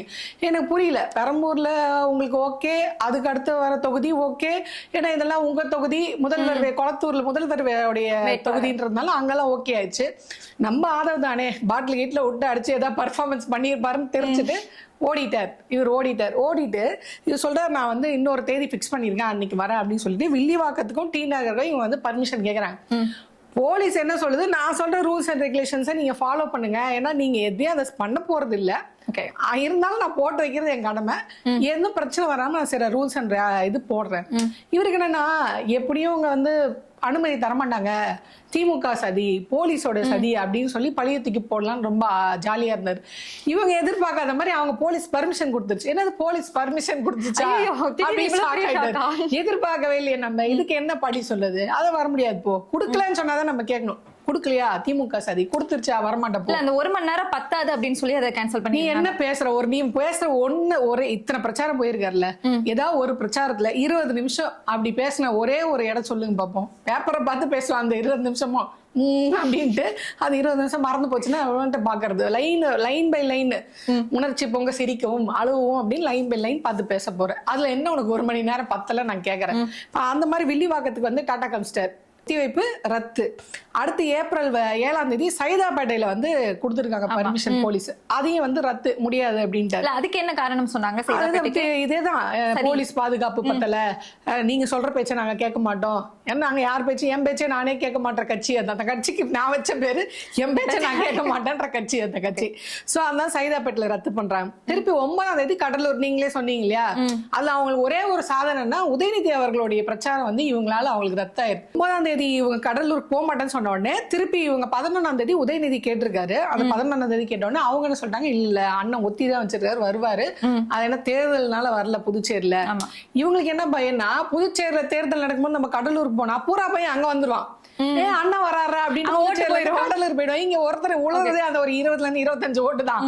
அதுவும் வந்து இங்க கடலூர்ல நின்றுச்சுன்னா நம்ம கதி 50 டெபாசிட் கூட வாங்க மாட்டோம் அப்படின்றதுனால பிளான் பண்ணி தான் அண்ணன் வந்து புதுச்சேரிக்கு போல. சரி, திருப்பி போடா, இப்பதான் தேர்தல் நடக்க முடிஞ்சு போச்சுல, நீ போப்பா கடலூருக்கு அப்படின்னா என்ன யோசிப்பாருன்னா, புதுச்சேரியில இருந்து வரவங்க அந்த சுத்து வட்டாரத்துல இருந்தா வந்திருப்பாங்க, அது கடலூர்லும் அதுல ஒண்ணுதான். இப்ப அதே கடலூருக்கு இவர் போகும்போது மறுபடியும் என்ன சொல்றாங்க, இந்த மூஞ்ச எத்தனை வாட்டி நான் போய் பாக்குறது, புதுச்சேரியில தான் பாத்துட்டேன், முடிஞ்சிருச்சு வேற, இனி எதுக்கு நாம போய் பாக்குறது அப்படின்ட்டு, எதுக்கு வெட்டியில காசு செலவு, போனோம் வெயில நிக்கணும், அண்ணன் தண்ணி கூட கொடுக்க மாட்டாரு அப்படின்னு மக்கள் முடிவு பண்ணிடுவாங்கட்டு, கூட்டம் வராது, ஏன் வேஸ்ட் பண்ணோம், நம்மளுக்கும் பெட்ரோல் செலவு அதிகமாகும் அப்படின்ட்டு ரத்து பண்ணிட்டாரு. இப்ப இது மட்டும் இல்லாம இன்னும் திருவள்ளூர்ல கவரப்பேட்டைன்னு ஒரு தொகுதி இருக்கு, அந்த தொகுதிக்கு போறதா இருந்தாரு, அது நாளை ரத்து. நாளை ரத்து, நாளை மறுநாள் ரத்து. அது என்ன சொல்லிட்டாங்கன்னா, இல்ல நாங்க 19ஆம் தேதி ஒத்தி வச்சிருக்கோம், ரத்து பண்ணல அப்படின்னு சொல்லியிருக்காரு. என்ன சொல்லுவாருன்னா, 19ஆம் தேதி இல்ல 23 எலெக்ஷன், அதுக்கு எதுக்கு வெட்டியோ 20ஆம் தேதி வரைக்கும் தான் நம்மளால போகவே முடியும். அதான் ஒரு நாள் தானே இருக்கு, அதுக்கு எதுக்கு இது, அதான் என் படம் வந்துருச்சு, என் மூஞ்சே ஒரு இதுதான் எல்லாம் சொல்லிட்டு இருக்காங்களே, எங்க அண்ணனோட முகம் போதும், சின்னம் கூட தேவையில்லை, முகமே போதும், நாங்க ஓட்டு போட்டுருவோம், அதனால நான் வரல அப்படின்ட்டு இப்ப சிம்பாலிக்கா ஒரு விஷயத்த சொல்லியிருக்காரு. நான் வரமாட்டேன், நான் நம்பாதீங்க, நீங்களே தேர்தல் காலத்துல குதிச்சிருங்க, வீடு வீடா போய் ஓட்டு கேட்டு களத்துல குதிச்சிடுங்க. எனக்கு அந்த நியூஸ் கேட்டோடனே ஒன்னே ட்விட்டர்ல பதிவா போட்டிருக்காரு, நீங்க இனிமே வந்து களத்துல இறங்கி வேலை செய்யுங்க, வீடு வீடா போங்க அப்படின்னு சொல்லி ட்விட்டர்ல போட்டிருக்காரு. இதையும் தகவலா இல்லாம ட்விட்டர்ல போட்டார்ல, அது சந்தோஷப்பட்டுக்கலாம். சரி, இதை பார்த்த உடனே எனக்கு என்ன தோணுச்சுன்னா, இந்த வடிவேல் சொல்ல இதுக்கு மட்டும் கத்துதான் அந்த பள்ளி மாதிரி. இப்ப எஸ்ஏஆர் பிரச்சனை வந்தது, திமுக சார்ந்தவங்க அதிமுக சார்ந்தவங்க இறங்கி வேலை செஞ்சாங்க. நம்மளுடைய கட்சி ஆளுங்க நமக்கு விழுகிற ஓட்டு போயிடக்கூடாது, குறிப்பா ஒரு ஓட்டுன்றது ஜனநாயக கடமை, அது ஒருத்தருக்கு இல்லாம போக கூடாதுன்னு அவ்வளவு பேர் இறங்கி வேலை செஞ்சாங்க. நம்மளே கண் கூட பார்த்தோம். என் தொகுதியில நான் பார்த்தேன். நீ ஒரே ஒரு தாவேக்காவை சார்ந்த ஒரே பூத் லெவல் ஏஜென்ட்ஸ் எல்லாம் இருப்பாங்களே, அவங்க நான் யாருமே பார்க்கல தாவேக்கா சார்ந்தவங்க. இல்ல அவரு விஜய் ஒரு வீடியோ போட்டு ஃபுல் கேம்பெயின் முடிச்சிட்டாரு எஸ்ஐஆருக்கு. அவர் கேம்பெயின் முடிச்சுட்டு இங்க இறங்கி வந்து ஃபார்ம் எல்லாம் ஃபில் பண்ணி கொடுத்துருவாங்களா? அதுக்கு கீழே வேலை செய்யல. இப்போ அப்ப உங்க நியாயத்துக்கே நான் வரேன், அதே மாதிரி வீடியோ போட்டு விட்டுற வேண்டாம். எதுக்கு களத்தில் இறங்குங்கள், வீடு வீடாக போய் பாருங்கன்னு சொல்றீங்க? இவர் வரமாட்டார்ல, அப்ப இப்ப உனக்கு ஓட்டு வேணும், அதுக்காக நீ போய் வேலை செய். அப்ப எங்களுக்கு பிரச்சனை போய் வரமாட்டேன். மழை வந்தது, வெள்ளம் வந்தது, அப்பெல்லாம் நீ வரல, உன் தொண்டர்கள் வரல, அப்பெல்லாம் நீ சொல்லவும் இல்ல. போப்பா, மழை வந்திருக்கு, வெள்ளம் வந்திருக்கு, பாவம் மக்கள் கஷ்டப்படுறாங்க, உடனே களத்துல போய் இறங்கி என்னென்ன உதவி தேவையோ அதெல்லாம் செஞ்சு கொடுங்கன்னு இதே ட்விட்டர் அன்னைக்கு போட்டிருக்கலாம்ல. இதே ட்விட்டர் எஸ்ஐஆர் பிரச்சனைப்ப போட்டிருக்கலாம்ல, ஏன் போடல? அப்ப அன்னைக்கெல்லாம் உங்களுக்கு பொதுமக்கள் எக்கேடு கெட்டு போனாலும் பரவாயில்ல, ஆனா அவங்க ஓட்டு மட்டும் வேணும். இப்ப எப்படி முஸ்லீம்ஸ் எல்லாம் வந்து காரி துப்பிட்டு இருக்காங்க பாத்தீங்களா இந்த ஜனநாயக படத்துல, நீ இன்னும் திருந்தலையா? நீ இன்னும் திருந்தல மாமா. அந்த சூர்யா சொல்வார்ல சிங்க படத்துல, நீ திருந்தல, நீ இன்னும் மாறல, அசிங்கப்படல நீ செஞ்சதுக்காக அப்படின்னு ஒரு டைலாக் வரும். சோ அந்த மாதிரி நீ இன்னும் திருந்தலையா? அது ஏன்னா துப்பாக்கி படத்துல அந்த மாதிரி பண்ண, கத்தி படத்துல பண்ற, இப்ப இந்த படத்துலயே நீ இந்த மாதிரி பண்ணிருக்கனா, அப்போ சிறுபான்மையர் நீ என்னவா பாக்குற? வாக்கு வங்கியா பாக்குறியா? அவங்களை நீ இந்த மாதிரி ப்ரொஜெக்ட் பண்றது எப்படி எடுத்துக்கிறது? இதுக்கு ஆர்எஸ்எஸ்க்கு உனக்கும் வித்தியாசமே இல்லையே, பாஜகவுக்கும் உனக்கும் வித்தியாசமா இல்லையே? அவங்க பண்ற போர்ட்ரேட் தான் நீயும் பண்ற. இல்ல இப்போ ஆர்எஸ்எஸ் ஓட சித்தாந்தமே காலாவதி ஆயிட்டுன்னு சொல்லிக்கிட்டு மயிலாப்பூர் வேட்பாளர் வெங்கட்ராமன் சொல்லியிருக்காரு. அதாவது பார்ப்பேனியம் எதிர்ப்பு அப்படின்றது காணாம போயிருச்சு. அப்ப இதுல இருந்தே தெரிஞ்சிருச்சு. அதாவது 100 வருஷம் ஆச்சு நம்மளுக்கு இந்த பிரச்சனைல நம்ம இங்க வந்து சேர்றது. ஆர்எஸ்எஸ் 100 வருஷம்னா திராவிடமும் 100 வருஷம் ஆச்சு. இவனுங்க கிட்ட இருந்து மீட்டு நம்ம இந்த இடத்துக்கு வந்து சேர்றதுக்கு 100 வருஷம் ஆயிருக்கு. நீ ரொம்ப சர்வசாதாரணமா அதெல்லாம் எதிர்ப்புல ஒண்ணும் இல்ல, காணாம போயிடுச்சு அப்படின்னா, அப்ப நீ எந்த மாதிரி ஆளும், உன் சித்தாந்தம் என்ன, நீ எதன் பின்னணி இயங்குற அப்படின்ற கேள்வி இருக்கு இல்லையா? அதுதான் நம்மளுக்கு இப்ப பயத்தை இருக்கு.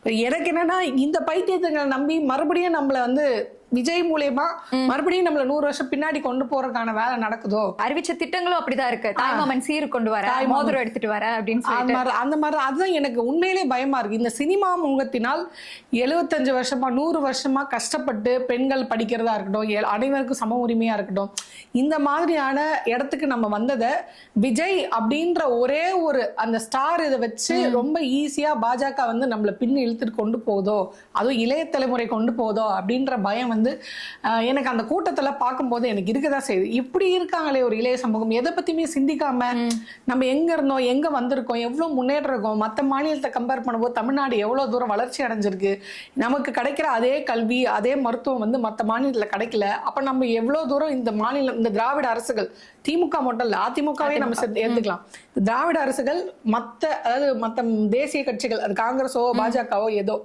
அவங்க பண்ணாத அந்த வளர்ச்சியை இந்த தமிழ்நாடு அடைஞ்சிருக்குன்னா அது இதனாலதான், இந்த திராவிட மாடல் தான். இத பாஜகவுடைய அடியாளா இருந்துட்டு அதாவது பி டீமா இருந்துட்டு விஜய வச்சு அதை செய்யுதோ, அதுக்கும் இந்த இளைஞர்கள் வந்து வெறும் சினிமா முகத்துல அதை போறாங்களோ, சித்தாந்தமா சிந்திக்கலையோ அப்படின்ற வருத்தம் நம்மளுக்கு வரதா செய்யுது. இப்ப பாஜகவோட பி டீம்னு தாவிக்காவ சொல்ல முடியுமா அப்படின்னுமே ஒரு கேள்வி இருக்கு. ஏன்னா பியூஷ் கோயல் அவர்கள் வந்து சமீபத்துல அவர் அதுக்கெல்லாம் சரிப்பட்டு வர மாட்டாருப்பா, அந்த மாதிரி அரசியல் பூஜை எல்லாம் சரிப்பட்டு வர மாட்டார் அப்படிங்கிற ஒரு கருத்தையுமே முன் வச்சு அவர் இன்னொரு கருத்து வச்சிருக்காரு. பியூஷ் கோயல் என்ன சொல்லியிருக்காரு, நம்ம தம்பி தான், நம்ம தான் இறக்கி விட்டுருக்கோம் அவர். ஆனா அது திட்டம் என்ன, அவர் அரசியலுக்கு சரிப்பட்டு வர மாட்டார். புரியுதுங்களா? விஜய் ஒரு அரசியல் பண்றதுக்கோ முதல்வர் அவருக்கோ ஒரு நாட்டை ஆள்றக்கோ அவர் சரிப்பட்டு வரமாட்டார், அது உண்மைதான். ஆனா பாஜக எந்த நோக்கத்துக்கு அவர் இறக்கி விட்டுருக்கு, சிறுபான்மையர் ஓட்டை, அதாவது திமுகவுடைய சிறுபான்மையர் ஓட்டை பிரிக்கணும் அப்படின்றதுக்காக தான் விஜய் இறக்கப்பட்டிருக்காரு அப்படின்றத நம்ம ஆரம்பத்துல இருந்தே சொல்லிட்டு இருக்கோம். அதை அப்படியே அவர் வந்து ஓப்பனா ரிலீவ் பண்ணிட்டார். நம்ம பையன் தான் இறக்கி விட்டுருக்கோம், தேர்தல் முடிஞ்ச உடனே அவர் நடிக்க போயிடுவாரு, நாங்க பிளான் பண்ண மாதிரி ஓட்டு பிரிஞ்சு அங்க போயிடும், எங்களுக்கு வேலை ஈஸியாகிடும். அதாவது பாஜகவுடைய வேலையை ஈஸியாக்குறதுக்காக தான் விஜய் இறக்கி விட்டுருக்காரு. ராம்தாஸ் அத்வாலே என்ன சொல்லியிருக்காரு, நாங்க வந்து பார்ப்போம், எவ்வளவு ஜெயிக்கிறோமோ பார்த்துட்டு ஜெயிச்ச பிறகு பத்தலன்னா இப்போ நான் 35 தம்பியை வர மார்க்ல சொல்லுங்க. பாஸ் அப்படின்னா நான் 20 மார்க் எடுப்பேன், தம்பி 15 மார்க் எடுப்பார், 2 மார்க் எது பத்தியா நான் பாஸ், நான் ஆட்சி பிடிக்கிறேன் அப்படின்ற மாதிரி ஒரு டீலிங் சொல்றாரு அவர். இப்ப இதெல்லாம் உள்குத்து இல்லாமையா ஒரு ஒரு நபர் வந்து ஒரு கட்சியில இருக்கக்கூடிய முக்கிய நபர் இந்த மாதிரி பேசுறாங்க அப்படின்னா ஏதோ ஒரு டீலிங் உள்ள போயிருக்கு அப்படின்னு தானே. இல்ல அப்படி பார்த்தோம்னா காங்கிரஸ்குள்ளேயும் டீலிங் இருக்கோ அப்படிங்கறதையும் பார்க்கணும்ல. ஏன்னா இன்னுமே பிரவீன் சக்கரவர்த்தி தொகுதியெல்லாம் அவங்க கேட்ட அழுது அடமுடிச்சு 28 அதிகமான தொகுதி ஒதுக்கியுமே இன்னுமே வந்துட்டு என்ன சொல்றாருன்னா, நான் வந்து தலைமை சொல்லிதான் நான் தாவேகா கிட்ட பேசினேன். இல்ல அந்த கேள்வி எல்லாருக்குமே இருக்குது. ஏன்னா இப்போ ராகுல் அவர்களே வந்து இது வரைக்கும் தமிழ்நாடோட பிரச்சாரத்துக்கு வராம இருக்கிறது இவங்க வந்து விஜய் கூட இந்த மாதிரி இருக்காங்களோ ஒரு கள்ள கூட்டணி, அப்படி கள்ள கூட்டணி நம்ம சொல்ல முடியாது. ஆனா அந்த விருப்பம் இருந்ததாக சொல்லப்படுது. ராகுல் காந்தி அவர்களுக்கு மண்டைய கழுவி இருக்கானு இந்த பிரவீன் சக்கரவர்த்தி, மாணிக்க தாக்கூர் மாதிரி எல்லாம் விஜய் வந்து பயங்கரமான ஆளு, அவருக்கு வந்து இப்படி ஓட்டு விழுகும், நம்ம அங்க போனோம்னா ஆட்சியிலயும் பங்கு அதிகாரத்திலயும் பங்கு. இப்ப அவங்க என்ன யோசிச்சிருப்பாங்க, எப்படியும் நம்ம நேரடியா எந்த மாநிலத்திலயும் ஆட்சி பிடிக்க முடியாது, இப்படி ஏதாவது சேர்ந்து நம்ம ஆட்சி கிச்சை பிடிச்சா நம்ம வந்துடலாம். விஷயம் என்னன்னா வெறும் கட்சியில போய் தோக்குற கட்சியோட 100 சீட்டு வாங்குறதும் ஜெயிக்கிற கட்சியோட 20 சீட்டு வாங்குறதும் வித்தியாசம் இருக்கு இல்லையா. அததான் செல்வ பெருந்தை அவர்கள் திருப்பி சொல்றாரு, வேண்டான்னு அங்க 100 சீட்டு வாங்கி. செல்வ பெருந்தையே வந்து திமுகவோட கைக்குலின்னு தானே சொல்றாங்க. அதாவது இவங்களுக்கு என்னன்னா அவரு சூழ்நிலையை புரிஞ்சு நடந்துக்கிறாரு. செல்வ பெருந்தை அவர்களுக்கு தெரியுது அவர் களத்துல இருக்காரு, இப்படி பண்ணாதான் நம்மளுக்கு அந்த 28ல ஒரு 20 இல்ல 15 நம்ம வருவோம் அப்படின்றது அவருக்கு கள நிலவர் தெரியுது. நான் கேட்கிற செல்வ பெருந்தை அவர்கள் இறங்கி செஞ்ச மாதிரி மாணிக் தாக்கூரோ இல்ல பிரவீன் சக்கரவர்த்தியோ தமிழ்நாட்டு அரசியல்ல என்ன இறங்கி செஞ்சிருக்காங்க? இல்ல பிரவீன் சக்கரவர்த்திக்கு தமிழ்நாட்டு அரசியலுக்கு என்ன சம்பந்தம் இருக்கு? அப்படி இருக்கும்போது யாரோட கணிப்பு சரியா இருக்கும்? செல்வ பெருந்தகையோட கணிப்பு தான் சரியா இருக்கும். இப்ப அவர் என்ன பண்ணுவாரு, நீங்க தொடர்ந்து குடைச்சல் கொடுத்தா ஒரு நியூஸை இன்னைக்கு வெளியா இருக்கு, செல்வ பெருந்தகை வந்து அதான் நீங்க சொன்ன மாதிரி திமுக போறது ஒரு பக்கம் இருந்தாலும் ஏற்கனவே ராஜினாமா கடிதம் எழுதி வாங்கப்பட்டு விட்டது அப்படின்ற ஒரு நியூஸும் வந்திருக்கு. இது இல்லாம அவரே ஒரு பேட்டியில சொல்லியிருக்காரு, நான் வந்து எலெக்ஷன் ஜெயிச்சதுமே நான் தலைவர் பதவி விட்டு போயிடுவேன், காங்கிரஸோட தலைவர் பதவி விட்டு போயிடுவேன். ஆனா இது திமுகவுக்கு பெருசா ஒன்னும் லாஸ் கிடையாது, ஆனா அது காங்கிரஸ்க்கு பெரிய லாஸ். கொஞ்சம் நினைச்சு பாருங்க, செல்வ பெருந்தகை போகும்போது அவர் தனியா போக மாட்டார், அவருடைய ஆதரவாளர்கள் எல்லாரையும் கூட்டிட்டு போவார். கொஞ்சம் நெஞ்சம் வேலை செய்யற ஆளுங்களும் போய் திமுகல சேர்ந்துட்டா காங்கிரஸ் என்ன டெவலப் ஆகும்? இப்ப இவங்களுக்கு நெருக்கடியே என்ன அப்படின்னு பாத்தீங்கன்னா, இங்க களத்துல இறங்கி வேலை செய்ய ஆள் கிடையாது. அது காங்கிரஸோ தாவேகாவோ, நீங்க அதிமுகவோ திமுகவோ இறங்கி வேலை செய்யற மாதிரியான கட்டமைப்பு காங்கிரஸ்க்கோ தாவேக்காக்கோ கிடையாது. ஒண்ணு நினைச்சுக்கோங்க, இப்ப விஜய் ஒரு ஊருக்கு போறாருன்னா மொத்த பேரும் புசியானதுல இருந்து ஆதவர்ஜினால இருந்து எல்லாரும் அவங்க பின்னாடி போயிடுறாங்க. அப்போ ஒரு நேரம் ஒரு தொகுதியில தான் உங்களால பிரச்சாரம் பண்ண முடியும், அடுத்தடுத்த தொகுதிக்கு யார் போவா? விஜய் மட்டுமே இது பண்றீங்க. இப்போ திமுகன்னு எடுத்தீங்கன்னா உதயநிதி ஒரு பக்கம் போறாரு, கனிமொழி ஒரு பக்கம் போறாங்க, ஸ்டாலின் அவர்கள் ஒரு பக்கம் போறாங்க, இப்ப இத்தனை பேர் இத்தனை பக்கம் போறாங்க. இதே மாதிரி அதிமுக எடுத்தீங்கன்னா எடப்பாடி ஒரு பக்கம் போறாரு. இப்ப அந்த கட்சியில வேற ஆளு இல்ல. முன்னாடி நிறைய பேர் இருந்தாங்க, இப்ப ஓபிஎஸ் இருந்தாரு, செங்கோட்டையன் இருந்தாரு, இப்ப அந்த கட்சி ஆள் இல்ல, அது முழுகி போயிருச்சு. அதனால இபிஎஸ் மட்டும் போயிட்டு இருக்காரு. அங்க வந்து இபிஎஸ் போனாலும் அடுத்தடுத்து வேற வேற இடத்துக்கு பிரச்சாரம் அண்ணன் அங்க பண்றாரு, அடுத்து இங்க வர்றாரு, அதுக்கு என்ன ஏற்பாடு பண்ணுவோம் பண்றதுக்கு ஆள் இருக்கு ஏடிஎம்கேல. ஆனா தாவேக்காவை பொறுத்த வரைக்கும் அப்படியான ஆட்கள் கிடையாது, தெரியாது. இல்லைன்னா ஃபார்மே 3 தடவை 2 தடவை எடுத்துட்டு போய் விஜயோட ஒரு கட்சி தலைவருடைய ஃபார்மே 8 தடவை தப்பா எழுதி எடுத்துட்டு போய் கொடுப்பீங்களா? கேட்டா நடப்பு வயசா முடிந்த வயசா அப்படின்னு கேக்குறாங்க. அந்த அளவுக்கு மேதாவிங்க தாவேக்கா கட்சியில இருக்கக்கூடியவர்கள் தான். சோ இதுதான் பிரச்சனை. அது விஜயை மட்டும் நீங்க சென்ட்ரி பாயிண்டா வச்சு மூவ் பண்ணா அது அப்படிதான் இருக்கும். ஒரே ஒரு தொகுதியில நீங்க தேங்கி தான் நிப்பீங்க. சோ காங்கிரஸ் 2 தொகுதியில ஜெயிச்சிருவாங்கன்றீங்களா நீங்க? அப்போ தேங்கி நிக்கிறது விஜய் வந்து ஒரு தொகுதியில 2 தொகுதியிலன்னு சொல்றேன். அவர் 2 தொகுதியில் நிக்கிறாரு. அவர் தேங்கி நிக்கிறது பெரம்பூர்ல மட்டும் தான் தேங்கி நிப்பாரு. அதுலயே தேங்கி தான் நிப்பாரு. ஜெயிக்கலாம் மாட்டாருன்றது என்னோட கணிப்பா இருக்கு, சொல்ல முடியாது. நான் தான் சொல்றேன் இல்லையா. ஆனா பெரம்பூர் நம்ம வந்து பாக்கலாம், எனக்கு தெரிஞ்சு திருச்சி கிழக்குல வாய்ப்பே கிடையாதுன்ற மாதிரி எனக்கு தோணுது.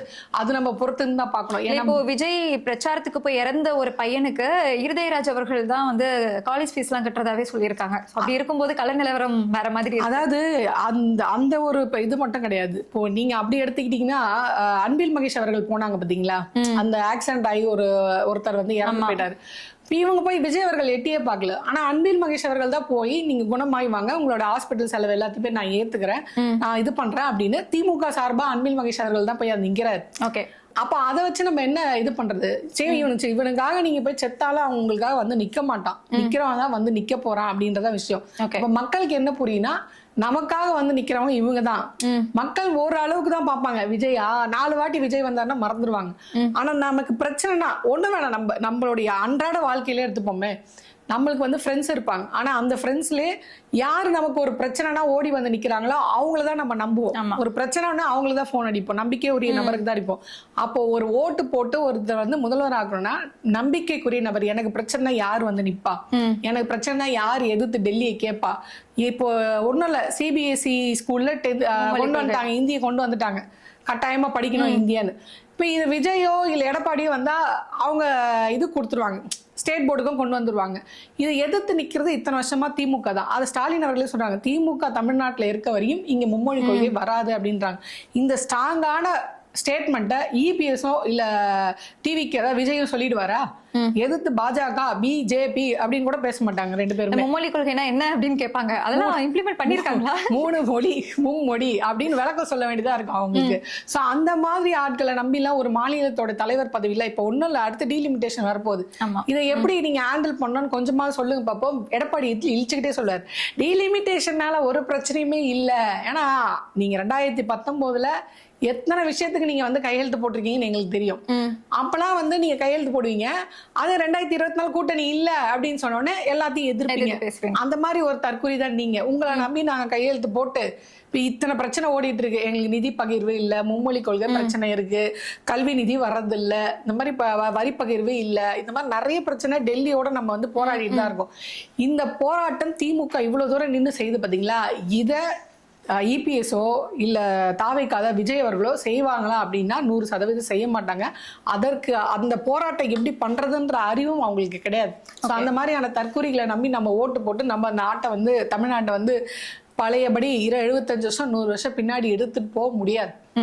இல்ல பின்னாடி எடுத்துட்டு போயிட்டாங்கன்னு தான் நினைக்கிறேன். ஏன்னா காரைக்குடியில நடந்த அந்த பிரச்சாரத்துல மரங்கள் அந்த தூண் எல்லாத்தையுமே வந்து மறைச்சு வச்சிருந்தாங்க. இல்ல அது ஒட்டுமொத்த தமிழ்நாட்டுடைய வெளிப்பாடு நம்ம சொல்லிட முடியாது இல்லையா?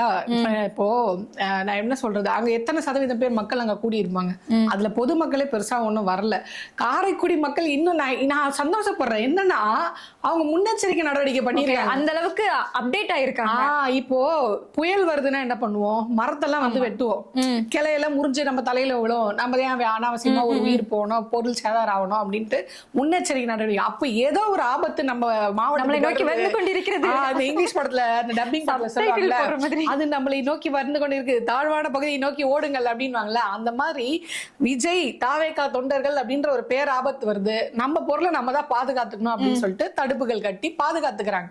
ரெண்டாவது ஒட்டுமொத்த பொதுமக்களும் அந்த மாதிரி எண்ணத்துல இல்ல. அப்படி இருந்திருந்தா தூத்துக்குடியில வந்த கோட்டை ஏன் காரைக்குடியில வரல? தூத்துக்குடி திருநெல்வேலி எல்லாம் நீங்க 300 ரூபாய் வேலை செஞ்சிருக்கோம். 300 விட நீங்க பாத்தீங்களா? பஸ் பேனர் அடிச்சு பஸ் வச்சு கூட்டிட்டு, அப்ப ஒட்டுமொத்த தமிழ்நாட்டுல இருந்தும் ஆளை வச்சு நீங்க கூட்டிட்டு வந்து கூட்டம் சேர்த்து காட்டுறீங்க. அதாவது விஜய் அவர்களுக்கு கூட்டம் கூடல, கூட்டம் சேர்க்கிறாங்க. காரைக்குடியில நீங்க நல்லா நோட் பண்ணி பாருங்க, மத்த இடத்துல எல்லாம் வராது கூட்டம் வரல காரைக்குடியில. இவர் ஒரு செகண்ட் என்ன ஆகுறாருன்னா கூட்டத்தை கூட்டி ஆகணும்ன்றதுக்காகவே இறங்கிடுறாரு. சைக்கிள் இறங்கின உடனே கூட்டம் அப்படியே அந்த இடத்துல சேருது. அவரே கொஞ்சம் விட்டுருந்தா கழுத்தை முடிச்சு போட்டுருப்பாங்க. விஜய் பார்த்துருந்தீங்கன்னா தெரியும், பாடி கார்டு இல்லைன்னா அன்றைக்கே கதை முடிஞ்சிருக்கும். அதுவும் திமுக சரி, இந்த பாடி கார்டுமே இப்பவுமே வந்து காலை வச்சு எட்டிலாம் மிதிச்சுட்டு இருந்தாங்க. அந்த அளவுக்கு நீங்க தன்மானம் விட்டு அங்க போய் நிக்க வேண்டிய அவசியம் என்ன? ஆனா நம்மளுக்கு புரியுது, அது அவங்களுக்கு புரியல. புரியுதுங்களா? இததான் சினிமா மோகம் அப்படின்னு சொல்றது. அந்த பாடி கார்டு வந்து இவங்க புடிச்சிட்டு இருக்காங்க, எட்டி மிதிக்கிறாங்க அந்த பூட்ஸ் கால்ல.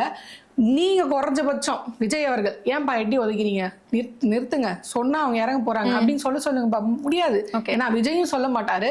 விஜய் சொல்ற பேச்ச இவங்க கேட்க மாட்டாங்க. விஜய் சொல்லி இவங்க கேட்கற இடத்துல இல்ல. விஜயே ஒரு 4 கருத்து நல்ல கருத்தா சொன்னாருன்னா அண்ணனுக்கு எதுவும் ஆயிடுச்சுடா அப்படின்ட்டு கிளம்பிடுவானுங்க. அந்த அளவுக்கு இருக்கிறாங்க தாவேக்காவுடைய சப்போர்ட்டர்கள். அதாவது ஒரு எக்ஸ்ட்ரீமுக்கு போயிட்டு இருக்காங்க அவங்கலாம்.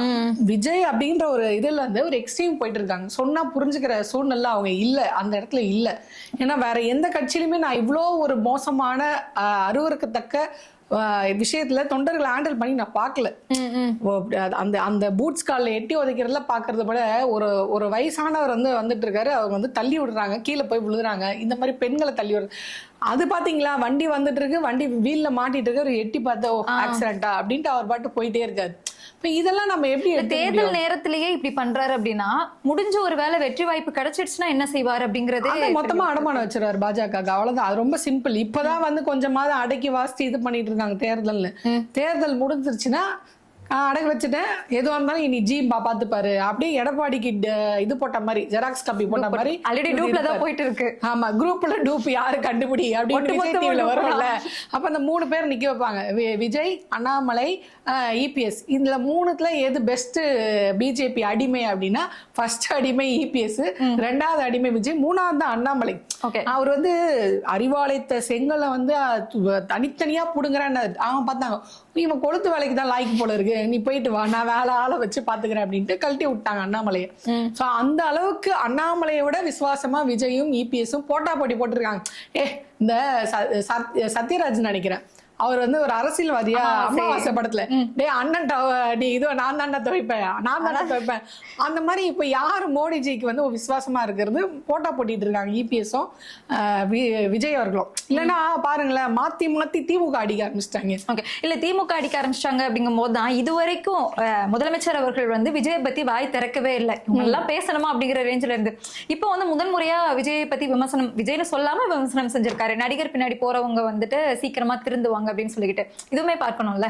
புரியல, நடிகர் பின்னாடி போறவங்க சீக்கிரமா திருந்திருவாங்க அப்படின்னு சொல்லியிருக்காரு. ஏமாந்திருவாங்க சொல்லிருக்கேன், ஏமாந்து போயிடுவாங்கன்னு சொல்றத டீசெண்டா அவர் அப்படி சொல்லியிருக்காருன்னு நான் நினைக்கிறேன். அதாவது வேற என்ன சொல்ல முடியும்? இவ்வளோ நலத்திட்டங்கள், இவ்வளோ வளர்ச்சிகள் போட்டு காமிச்சாச்சு. தமிழ்நாடு எல்லாத்துலயும் நீங்க முதல் இடத்துல இருக்கு. இவ்வளோ பண்ணி காமிச்சா இல்ல நான் விஜய் பின்னாடி தான் போவேன்னா, நீ போனா ஒரே மாசத்துல அழுதுகிட்டே வெளியே வருவேன், ஐயோ ஏமாந்துட்டோமே அப்படின்ட்டு வெளியே வருவேன். ஸோ அவரும் எவ்வளவுதான் பொறுத்து பார்ப்பாரு, நல்லபடியா சொல்லி பார்த்துட்டாரு, வேண்டாம் நீ இது இந்த மாதிரி பேசாதீங்க, நாகரீகமா பேசுங்க அப்படின்னு. எனக்கு என்னமோ விஜய் விட இந்த விஷயத்துல இபிஎஸ் அவர்கள் ரொம்ப தரம் தாழ்ந்து நடந்துக்கிறாரு அப்படின்ற மாதிரி தான் தோணுது. விஜய் கூட அந்த அளவுக்கு பேசல, இவர் யோ வாயா போயா அப்படின்ற மாதிரிலாம் பேசுறதுல வந்து, இப்ப நான் இருக்கேன்னு வைங்களேன், நான் ஒரு ஊடகவியலர், நான் வந்து யோ இபிஎஸ் நீ பயங்கரமா போறியா, எடப்பாடி நீ பயங்கரமா திட்டம் போறியா, பயங்கரமா பேசுறியா அப்படின்னு நான் சொன்னா சும்மா விட்டுருவாங்களா அதிமுகவுடைய தொண்டர்களோ இல்ல ஆதரவாளர்களோ? அது எப்படி ஒரு கட்சியோடைய அதிமுகவுடைய பொதுச் செயலாளரை நீ எப்படி பேசலாம்? ஒரு ஊடகவியாளர் ஆனா எனக்கே நீங்க ஒரு பார்டர் போட்டு வச்சிருக்கீங்க, மரியாதை செலுத்தணும் அப்படின்னு. இல்ல அதை தாண்டி ஒரு தராதரம் இருக்கு இல்லையா, நீங்க எப்படி நடந்துக்கணும் அப்படிங்கிறது எனக்கு இருக்கு, அது உங்களுக்கு இல்ல, இபிஎஸ்க்கு இல்ல. ஒரு கட்சியோட பொதுச் செயலாளரா இருக்கிற நீங்க, அவர் இப்போ சிஎம்மா இருக்காரு, ஆகாத பந்து சிஎம்ஓ, ஆனா நீங்க ஒரு சிஎம், ஒரு கட்சியோட தலைவர், அவருக்கு நீங்க இந்த மரியாதை, அதாவது உங்க அப்பா பண்ணதுதான் நான் உங்க அப்பாவுக்கு பண்றேன் அப்படின்னு கலைஞர் அவர்களை மோசமா பேசுறதும், இப்ப இவர் வந்து கொரோனால காணாம போயிருப்பாரு அப்படின்னு ஸ்டாலின் அவர்களை பேசுறதும், நலத்திட்டங்கள் அந்த 8000 ரூபாய் கூப்பன் சொன்னாங்க பாத்தீங்களா, அந்த 8000 ரூபாய் கூப்பனுக்கு வந்து யோ நீ கொண்டு வர்றதெல்லாம் எப்படி பாத்தீங்கன்னா உன் குடும்பத்துக்கு லாபம் வர்ற மாதிரி கொண்டு வருவையா அப்படின்னு அந்த தரம் தாழ்ந்து பேசுறது இருக்கு பாத்தீங்களா. அவர் என்ன முடிவு பண்றாரு பேசுறது? ஆமா, அது வந்து பர்சனல் அட்டாக்கு அவர் போறாரு, பிரச்சாரத்துல இருந்து பர்சனல் அட்டாக் போறாரு. இவருக்கு என்ன பிரச்சனைனா, என்னென்னவோ சொல்லி பார்த்தாரு, உதய மின் திட்டம் அது இதுன்னு என்னென்னவோ கதை விட்டு பார்த்தாரு, மக்கள் கவனிக்கல. இப்ப பிஜேபில இருந்து பெரிய அழுத்தம் போறாங்க, என்னையா நீ என்னென்னவோ பர்ஃபார்ம் பண்ற, உன்னை வந்து கண்டுக்கவே மாட்டாங்க, நேத்து வந்த பையன் வந்து சூப்பரா பர்ஃபார்ம் பண்ணி முன்னேறி போயிட்டே இருக்கான் அப்படின்னு உடனே அவங்க வந்து திமுக அடிக்கிறாங்க. அப்ப நீ அடி, நீ அவன மாதிரி ஆமா இதுதான் டெக்னிக்கா அப்படின்னு தெரிஞ்சுட்டு அவரு வந்து எவ்வளவுக்கு எவ்வளவு கேவலமா பேச முடியுமோ அவ்வளவு கேவலமா பேசிட்டு இருக்காங்க. இப்ப போக்கஸ் பூரா இப்ப டிஎம்கே கேடிஎம்கே, அப்ப ஃபைட்டை வந்து டிஎம்கே வெர்சஸ் ஏடிஎம்கே, அதாவது ஆக மொத்தம் உங்களுக்கு வந்து ஃபேமஸ் ஆகணும், உங்களை பேச பண்ணணும், நீங்க லைம் லைட் வரணும்னா உடனே அடிட்டா டிஎம்கே நம்ம லைம் லைட் வரும் அப்படின்னு தான் நீங்க எல்லாம் ஆட்டோக்கார தம்பி எங்கங்கிற மாதிரி. ஆமா, கண்ணாடி திருப்புற எப்படி ஆட்டோ ஓடும் அப்படின்னு கேட்பாங்களா, அந்த மாதிரி டிஎம்கே திட்டினா நீ எப்படா லைம் லைட்டுக்கு வருவேன், வராங்களே வந்துதானே, அதுதான் வேற வழி இல்லைல்ல. ஏன்னா யார்கிட்டயும் வந்து அதான் நான் சொல்றேன், யாருக்கிட்டுமே அங்க ஒண்ணு கண்டென்ட் இல்ல, விஷயம் இல்ல, அவங்க பேச முடியாது, டிஃபெண்ட் பண்ண முடியல. அவங்க திமுக அரசை அவங்க வந்து ஒரு 3 ஸ்டேட்மெண்ட் வச்சுறாங்க, பெண்களுக்கு பாதுகாப்பு இல்ல, ஊழல் ஆட்சி, அந்த மாதிரி அந்த 3 ஸ்டேட்மெண்ட்டை வச்சுட்டு திருப்பி திருப்பி திருப்பி இது பண்ணா அரைச்சா மக்களுக்கு புளிச்சு போச்சு, இவனுக்கு வேற ஒண்ணு இதுக்கு மேல ஒண்ணும் தெரியாது போல, டம்மி பீஸ் பாபா இது அப்படின்ட்டு மக்கள் வெறுக்க ஆரம்பிச்சுறாங்க. ஸோ மக்களுக்கு ஒரு என்டர்டைன்மெண்ட் கொடுத்த மாதிரி இருக்கும். பிரச்சாரத்துக்கு வந்தாங்கன்னா 4 பேர் திட்டினா, இப்போ பொதுவாகவே நம்ம ஊர் ஒரு பழக்கம் இருக்கும், பக்கத்து வீட்டுல சண்டைனா போய் உட்காந்து பார்த்துட்டு இருப்பாங்க, ஜாலியா இருக்கு ஏதோ வேடிக்கை பார்த்துட்டு. அதே மனநிலைக்கு மக்கள் அவங்க தள்ளுறாரு இபிஎஸ், ஏதோ ஒரு திட்டிட்டு இருக்காரு, அவர் பாட்டு ஜாலியா நம்ம கேட்டுட்டு இருப்போம். ஸோ அவர் விஷயமா எதுவுமே பேசல, எதுவுமே செய்யல. அவர் பேசுறது எல்லாமே வந்து சும்மா நானும் வந்து மீடியாவில் பேசப்படணும். இப்போ அவர் சொல்றாருல்ல, உதயமின் திட்டத்தை வந்து ஸ்டாலின் தான் கொண்டு வந்தார், ஆக்சுவலா கொண்டு வந்து நீங்க கையை எடுத்து போட்டது தங்கமணி. யாருடைய அன்னைக்கு மின்துறை அமைச்சர் அவர் தான், கையெழுத்து போட்டது நீங்க. இல்ல நாங்க இருக்கும்போது இந்த மாதிரி விலையை உயர்த்தல. இப்போ ஒரு இதுல கையெழுத்து போட்டுட்டீங்க, அதுல சில ரூல்ஸ் அண்ட் ரெகுலேஷன்ஸ் இருக்கு, அப்ப நான் அதை ஃபாலோ பண்ணி தானே ஆகணும்.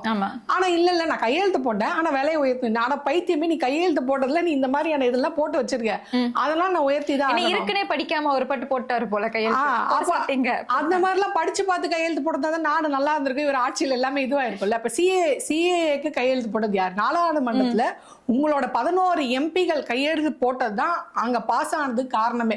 அன்னைக்கு நீங்க அதுக்கு ஆதரவு தெரிவிச்சீங்க. 2019 ஆதரவு தெரிவிக்கிறீங்க. கூட்டணி உடஞ்சோடனே இல்ல அன்னைக்கு தெரியாம பண்ணிட்டோம். 24 கூட்டணி உடஞ்சோடனே அப்படியே இல்ல நான் எதிர்க்கிறேன், வலுவா எதிர்க்கிறேன் அப்படின்றீங்க. என்ஆர்சிக்கு ஆதரவு தெரிவிக்கிறீங்க, அதுக்கப்புறமா கூட்டணி முடிஞ்சோடனே எதிர்ப்பு தெரிவிக்கிறீங்க. பால் விலை ஏறி போச்சு. ஆக்சுவலா பார்க்க போனீங்கன்னா பால் விலை ஆவின்ல மத்த எதுவுமே ஏற கிடையாது. நிறைய தகவல்கள் பகிர்ந்தீங்க, ரொம்ப நன்றி. ரொம்ப நன்றி.